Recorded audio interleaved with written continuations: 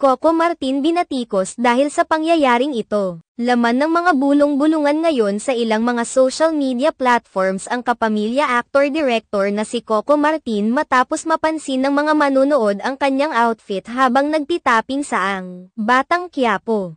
Marami ang nagtataka kung bakit palaging naka-leather jacket si Coco Martin sa taping ng Ang Batang Quiapo gayong umaabot sa 39 hanggang 40 degrees Celsius ang agwat ng temperatura sa Manila noon pang buwan ng Abril. Napakainit ng panahon ngayon at nadadagdagan pa ito dahil kadalasan ay maraming tao sa taping ng Ang Batang Quiapo at sa mga kalye rin kinukunan ang kanilang mga eksena. Marami ang nag-aalala kay Coco Martin kaya naman pinapayuhan na ito ng mga manunood at sinasabihang hindi angkop ang pagsusuot ng leather jacket sa mainit na panahon ngayon. Samantala, naglabas naman ng saloobin ang kilalang talent manager at showbiz reporter na OG Diaz patungkol sa dahilan kung bakit palaging nakasuot ng leather jacket si Coco Martin.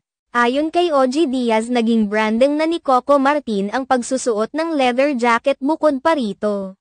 Isinasabuhay umano ni Coco Martin ang karakter na original na ginampanan ng namayapang si Fernando Poe Jr. Nakasuot rin naman noon ng leather jacket si Fernando Poe Jr. Iginiit din ni OG Diaz na naiinitan rin naman si Coco Martin subalit ganoon talaga para sa trabaho ay pagsisikapan ang lahat. Tiyak naman umano na sa tuwing magtatapos ang eksena ay kaagad itong hinuhubad ni Coco Martin na hindi na ipinapakita pa sa publiko.